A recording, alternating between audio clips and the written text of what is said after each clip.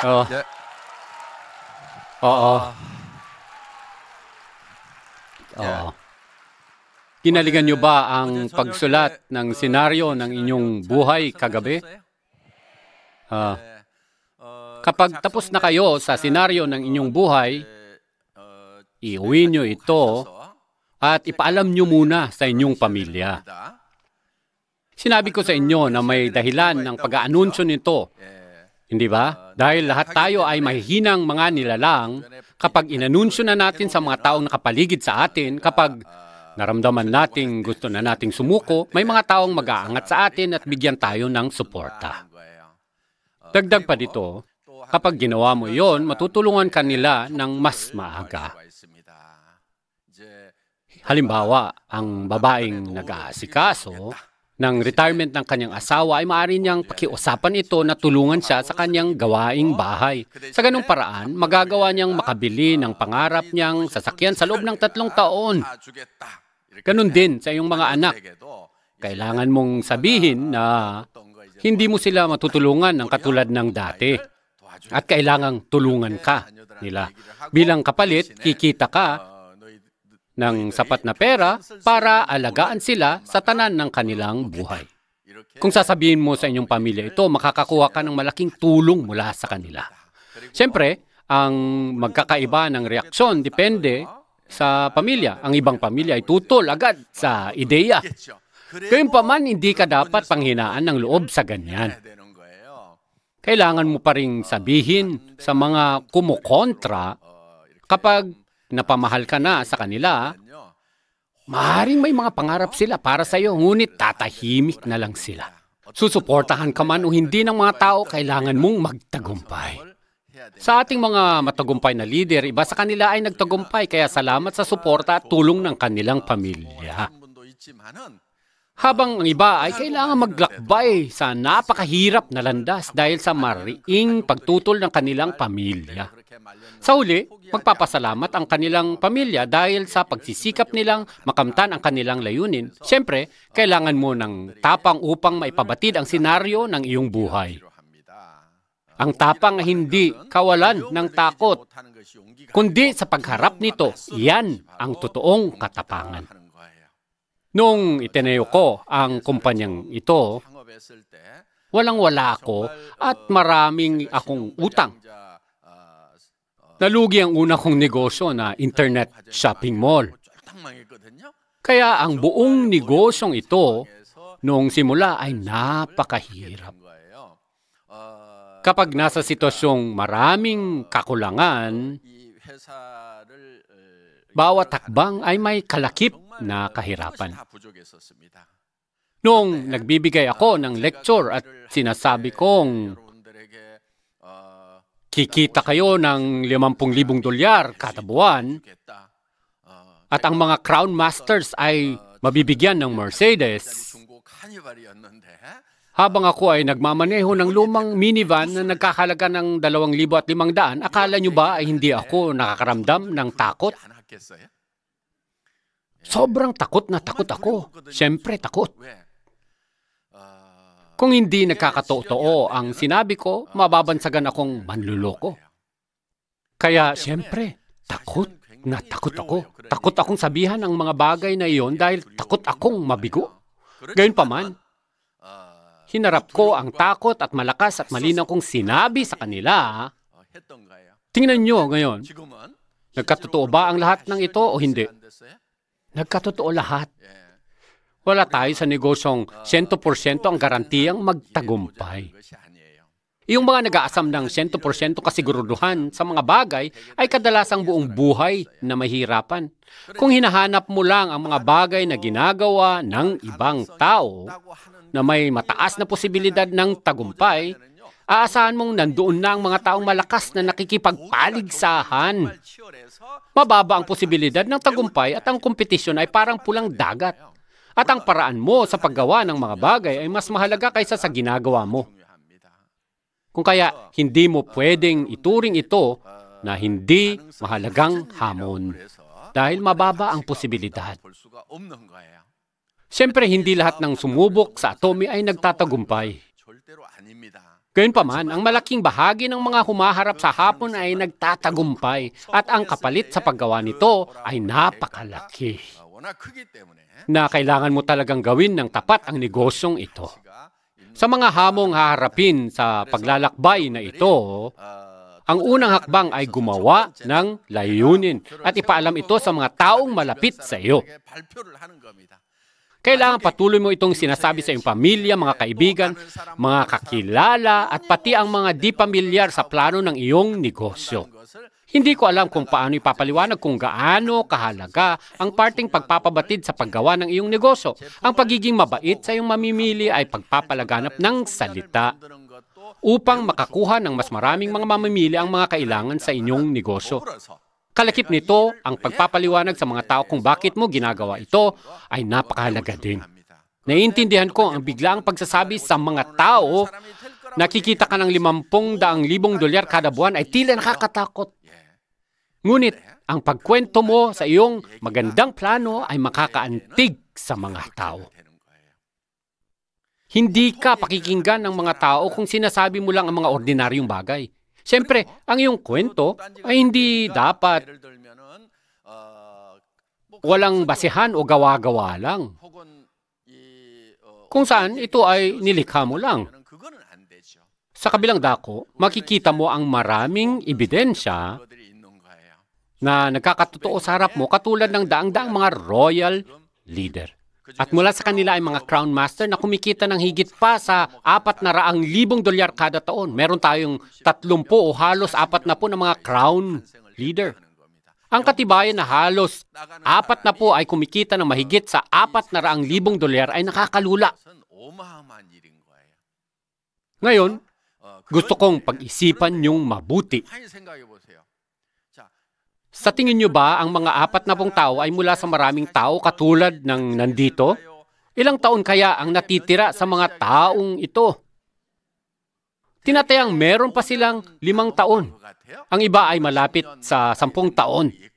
Kailangan niyong isipin kung ilang mga tao meron sa ato may 5 o 10 taon na ang nakakaraan. Mula sa maliit na populasyon, nanggaling ang 40 taong kumikita ng 400,000 dolyar kada taon.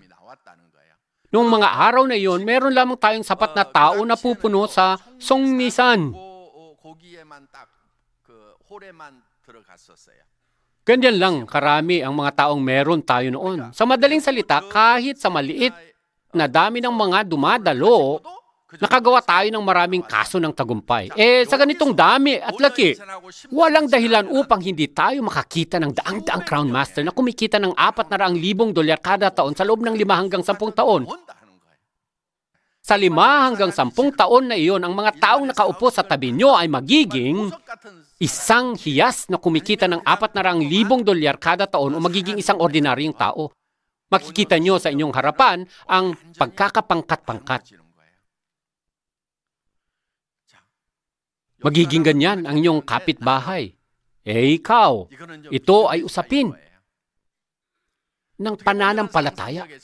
O maaari mong tawaging kapangyarihan ng iyong imahinasyon. Ito ay magiging bunga ng iyong pagtatanim para sa kinabukasan. 4, 5 o 10 taon mula ngayon at testamento kung paano kaganda ang paggawa mo ng istruktura para sa pinapangarap mong buhay. Hayaan niyong ibahagi ko ang aking kahulugan ng trabaho. Ang trabaho ay isang proseso ng pagpupuno sa mga puwang na meron sa pagitan ng iyong iniisip at realidad. Tingnan niyo ang buhay niyo ngayon.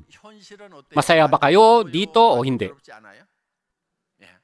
Nakakalungkot na ang realidad ay pahirap ng pahirap ang mga bagay. Sinasabi nilang ang haba ng iyong buhay ay higit sa 90 at hanggang 120. Ngunit ang pagkakataong kumita ng pera para sa mga taong lampas na sa 60 ay nagiging malabo. Ano ang mangyayari kung ikaw ay naging 70, 80 at 90? Hindi mo na kailangan ng pera kapag 90 ka na. Hindi na kailangan ang pera kapag patay ka na. Pero kung nabubuhay ka pa, mangangailangan ka ng maraming pera. Muli, tumataas ang inaasahang haba ng buhay. Isipin mo ikaw ay 80. Kakailanganin ka ba o hindi? Walang kukuha sa iyo kapag 80 ka na. Subalit, may kukuha sa iyo. ang atomy. Tama. 80 na ang mga lolo at lola. Ang mga 90 mga matatanda na halos di makaakyat sa entablado ay pupunta sa entablado na naka-wheelchair. At sasabing, ako ho ay isang lolo at lola na kumikita ng 40,000 dolyar kada buwan. Yayanagin nila ang lahat. Ang kanilang testamento ay magiging mas epektibo kaysa sa aking lecture. Mapapawaw ang mga tao. Kung nagagawa ng mga lolo't lola, bakit di ko magawa? Kaya ko rin kumita ng 40,000 dolyar. Mabubuhayan at gagaan ang mga tao. Sa atomy, hindi na mahalaga kung ikaw ay 90 o 100 taon. Lahat kayo ay napakahalaga. Kahit patay ka na, ang code ng iyong kita ay maipapasa sa iyong mga anak at patuloy itong mabubuhay. Nagbabago ang mundo, ganun din ang panahon. May mga sabi-sabi na kapag pumasok na tayo sa panahon ng artificial intelligence, 70% ng mga profesyon ay mawawala sa henerasyong ito. Ang mga trabahong dati natin ginagawa ay maglalaho. 70% ng mga ito. Sino ngayon ang sa huli ay matitira? Siguradong ang teknolohiyang AI ay gagawa ng trabaho. Totoo yan. Sabihin natin ang iyong mga anak ay magaling sa kanilang ginagawa. Katulad ng paggawa ng robot at nangunguna sa mga larang may kinalaman sa AI. Oo nga pala, ang mga larang iyon ay mapupuno ng mga tao. Kung ang iyong mga anak ay nakakahabol sa mga kalakaran at nakakagawa ng mga magaganda at bagong larangan, hayaan niyo silang tumungo sa daang iyon. Ngunit kung sila ay hindi ganun dahil para silang katulad mo, kailangan niyong baguhin ang inyong pag-iisip at isiping ipasa sa kanila itong code ng iyong kita sa pamamagitan ng paggawa ng magandang negosyo kasama ang atomy. Muli, nagbabago ang mundo sa di maipaliwanag na bilis. Kung itutuloy mo ang negosyong ito, hindi magandang ideya o gawin na gamitin ang pamarang isang sukat na para sa lahat. Ang ibig kong sabihin ay bawat isa ay may kanya-kanyang sitwasyon. Kaya, kailangan mo ring isipin ang kanilang kalagayan. Hindi mo basta-basta pilitin ang tao na sumunod sa paraang ginawa mo sa iyong negosyo. Maaaring nagsimula ka sa trabahong ito bilang part-timer, habang ang iba ay buo nila itong ginawa. Tama? Ganun din, maaari itong gawin mo bilang full-time habang ang iba ay kaya lang gawing part-time. Kung tutuusin, ang negosyong atomy ay ginagawang may struktura at maayos upang aangkop sa sitwasyon ng lahat. Pwede mong simulan ito na part-time. Kung walang trabaho ang nagsisimulan nito, nagiging full-time na negosyo. Tama? Bakit hindi mo gawing full-time? Halimbawa, kung ang biglaang pag-alis sa trabaho upang gawin itong full-time ay magdadala ng kahirapan sa pinagkakakitaan, mas maiging magdaan-dahan at gawin ang negosyong ito na part-time. Sa kakanyahan, ang negosyong atomy ay pagbuo ng grupo ng mga mamimili. Isang grupo ng mga mamimili. Upang mapanatili ang iyong sales mastership, kailangan mong mapanatila ang 50 kabahayan sa isang leg at isa pang 50 sa kabila. Dagdag pa dito, kailangang patuloy ang pagbili ng mga mamimili ng mga produkto na nagkakahalaga ng 100 hanggang 150 dolyar bawat buwan. Halimbawa, sa iyong daan patungong sales master, nakarating ka doon dahil meron kang 5 kabahayan dito at 10 doon. Maging auto sales master ka ba? Maabot mo ang sales master, ngunit hindi sapat para maging auto sales master. Ang talagang kailangan mo ay dagdagan ang mga mamimili sa leg na ito sa lalong madaling panahon. Sapat na ba ang 50 kabahayan upang makaabot ka sa Sharon Rose Master? Hindi sapat. Dapat madagdagan ang dami ng iyong mamimili. Huwag mong pangaraping maging Royal Master kung meron ka lang 50 pamilya. Hindi mo magagawa iyan. Ipagpalagay lang natin na marating mo ang Sharon Rose Master na meron kang 50 kabahayan na gumagastos ng 1,000 hanggang 2,000 gamit ang kanilang credit card. Pwede ka nang maging Sharon Rose Master paano sa susunod na buwan? Kailangan mo magdala ng bagong grupo ng mga tao na gagamit ng kanilang credit card at mag-iipon ng utang. Kailangan mong dumaan sa paulit-ulit at hangal na proseso. Sa ngayon, maraming tao ang handang manghinay-hinay sa paghanap ng pera para sa kanilang pagre-retiro kaysa sa mga nagmamadaling gawing full-time ang negosyong Atomy. Sa ngayon, marami ang nagbabalak na gawin ang negosyong ito ng pangmatagalan mula 5 hanggang 10 taon upang makagawa ng grupo ng mga mamimili upang mapanatili ang pagtanggap ng $10,000 kada buwan na kanilang pinapangarap. Kung mapanatili lang nilang makakolekta ng $5,000 pagkatapos magsikap magtrabaho ng 5 taon, iaalay nila ang kanilang buhay sa paggawa ng negosyong ito. Siguradong darating ang mga taong ito na pangkatan. Ngunit kung gagamitin mo ng puwersa, mapusok na paraan sa mga taong ito, sasabihin nilang hindi, salamat at alis na lang. Sa kabilang dako, ang iba ay nagmamadali. Para sa inyong nagmamadali, sa halip na mapusok na paraan ang gagamitin, tumulong kayo sa paggawa ng daan upang mapadaling madagdagan ang mga mamimili. Turuan niyo sila tungkol sa produkto, paano mag-order gamit ang ating website, at gumawa ng iba't ibang paraan upang maging regular sila sa pagbili. Gusto mong bumuo ng 50 mamimili sa kabilang leg na muling bibili. Sinasabi ng iba na wala akong kilalang 50 tao. Ang ulo mo ba ay nandyan para maging dekorasyon? Gamitin mo ang utak mo. Kahit na kaunti lang ang kilala mong tao, ang isang referral ay magdadala ng maraming referral hanggang sa maabot mo ang daming yan. Maaari kang magtagumpay dito sa negosyong Atomy sa kabila ng di pagkakaroon ng malakas na koneksyon. Nakikita niyo ba kung bakit binibigyan ko ng diin ang hindi pagpusta o pagmamadaling umakyat sa mas mataas na mastership? Sa kasaysayan ng multi-level marketing na negosyo, ang mga umaasa sa pusta ay naglalaho sa hangin. Naglalaho sila pagkatapos makasakit ng mga maraming tao. Ang pagkita ng pera, pagkalugi ng iba ay sa di wasto at walang karangalang paraan ng pagninegosyo. Sumumpa kayo na huwag tanggapin ang ganong pera kahit ibigay pa sa inyo. Yan ang marangal na paraan.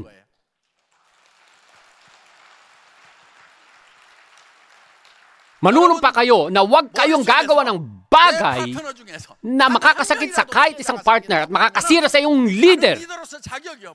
Maging marangal kayo at mangakong huwag tanggapin ang pera na galing sa masamang paraan. Itinuturo ng Atomy na ang katapatan at kagandahang loob ang pinakamagandang patakaran. Yan ang pinakamagandang paraan upang makaakyat at kamtin ang tagumpay. Kaya, mula sa simula ng ating negosyo, ang ibang network marketing o direct sales na negosyo ay hindi natin naging katunggali. Ang mga negosyong iyon ay di kailanman naging basehan ng kalidad at presyo ng ating produkto. Nasa isip natin ang TV home shopping, internet shopping malls, department stores at mga nagbebenta sa kalsada bilang ating katunggali para sa patas at parehong paligsahan sa kalidad at presyo. Kung gagawin nyo yan, gagana ito. Habang nagbibigay tayo ng kita sa mga mamimili, kumikita din tayo ng komportable. Dapat kumikita tayo ng pera sa tapat at marangal na paraan. Ang sinasabi ko ay ang makatarungang paraan. Ang tamang daan. Humihingi ba ang Atomy ng kondisyong pampapanatili? Hindi! Merong isa, kailangan mong bumili ng kahit isang toothpaste. Sabihin natin hindi ka bumili ng kahit isang produkto sa buong taon. Pati ang iyong sweldo bilang Imperial Master ay babawiin. Babawiin dahil hindi na rin tinatanggap ang inyong pagiging miyembro. Simple lang, hindi natin pinupwersa ang kahit anumang kondisyong pinansyal. Hindi natin ginagawa. Hindi mo kailangang bumili ng maraming produkto dahil lang sa iyong bayad. Kung ang ating sistema ay hindi maganda at matibay upang makipagpaligsahan sa ibang mga regular na distributor, ang kawalan ng kikitain ay makakasira sa Atomy. Kaya lagi kong sinasabi na ang pakiramdam ko ay may nakatutok na baril kapag tinatanggal ko ang mga bayad sa pagpapanatili. Hangil Park, kung hindi ka nagbebenta ng pinakamaganda ang kalidad na produkto sa presyong mas mababa kaysa sa ibang mga distributor, mamamatay ka. Nakatutok pa rin ang baril sa akin. Bakit ko nga ba ginagawa ang ganyang presyong produkto at sistema ng pagbayad kahit nakakatutok sa akin ang baril? Muli, hindi mo gugustuhin mahulog sa ugaling pagpusta. Susunod ka ba o hindi sa leader na nagsasabi sa iyong pumunta doon? Dapat tumanggi ka. Yan ang paraan ng Atomy. Sa kabilang dako, kailangan mo ring humamon. Ano ang kailangan mong hamunin? Kailangan mong hamunin ang iyong sarili na bumuo ng 50 otomatikong mamimili. Kapag nakamtan mo na ang layuning auto sales master, isunod mong hamunin ang iyong sarili na magdala ng 4 na auto sales master. Samahan mo ang iyong partner hanggang sa huli. Maging magandang halimbawa at habaan pa ang iyong pagsisikap. At para sa iyong sarili, dapat alam mo kung saan ka patungo. Kaya nga mahalaga ang tulin at hindi lang ang bilis. Ang tulin ay bilis na may direksyon. Walang pakialam ang bilis sa direksyon. Ang parang ito ay patungo sa pagkasira. Habang ginagawa mo ito, mas napapadali ang pagkasira ng iyong grupo at maraming biktima ang maghihirap. Kapag pinili mo ang daang ito, makakarating ka doon. Marahil iniisip niyong mabagal ang parang ito. Hindi totoo. Ang pagpunta sa daang ito ay magdadala ng mas maraming mamimili dito at doon. Kung gayon, kapag natamaan mo ang tamang lugar, makukuha mo rin ang magandang kumpas. Makinig kayo sa akin. Ang isang mamimili, nagiging 2, nagiging 4, nagiging 8, naging 16, 30, 70, 128, pataas. Ay parang napakatagal. Naiintindihan ko. Sa simula, magdadalawang isip ang mga taong gagamitin ang kanilang card. Siyempre, mararamdamang mabagal ang 10,000 na naging 20,000. Mabagal ba ito? 100,000 na mamimili na naging 2,000 tao. Mabagal ba ito? Pagdating naman sa bayad, ang 300 o 400 dolyar ay tila napakatagal na maging 7,000 o 8,000. Paano kaya ito? Ang iyong buwanang kita na 20,000 ay naging 40,000 sa isang araw, mabagal pa rin ba ang pakiramdam? Posible lahat ito dahil nahuhumaling ang ating mga mamimili sa ating produktong ganap ang kalidad at ganap ang presyo. Nandoon tayo, ginawa natin ang lahat ng ating makakaya upang makagawang napakagandang produkto. Ano ang punto ng gawaing ito? Ito ay para sa kita ng mamimili kapag bumili sila sa atin.